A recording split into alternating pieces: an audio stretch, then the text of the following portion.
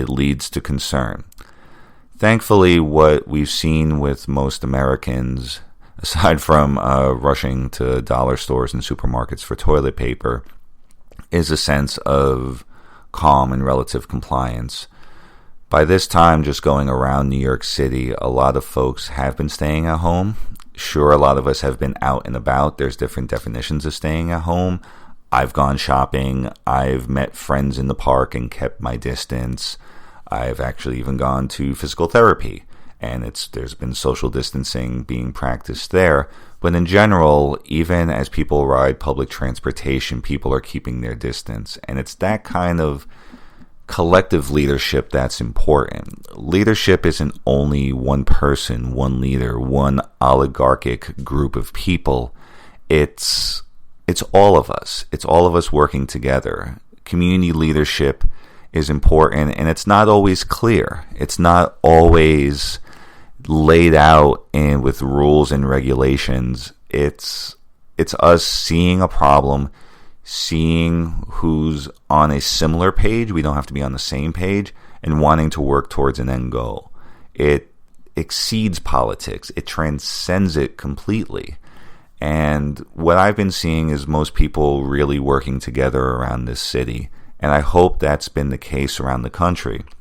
As I mentioned initially, when I was in California, there was a lot of skepticism, but it sounds by now, from what I've seen, that Governor Newsom's message is getting through, that the message of all our leaders are getting through, and slowly but surely we are making the correct decisions.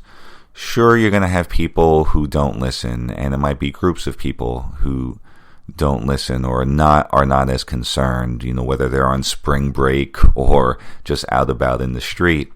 But I think we have been pretty good about addressing this crisis, being concerned about it. But let's keep our heads through this crisis.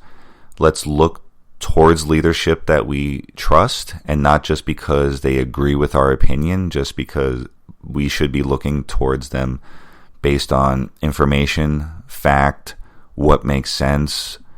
This is a health crisis. Science-based information is important, even if you have mistrust of science.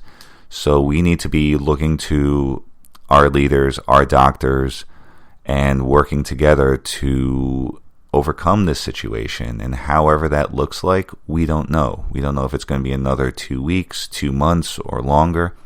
But I think looking towards decisive but empathetic leadership, not only in our elected officials but amongst ourselves, is key.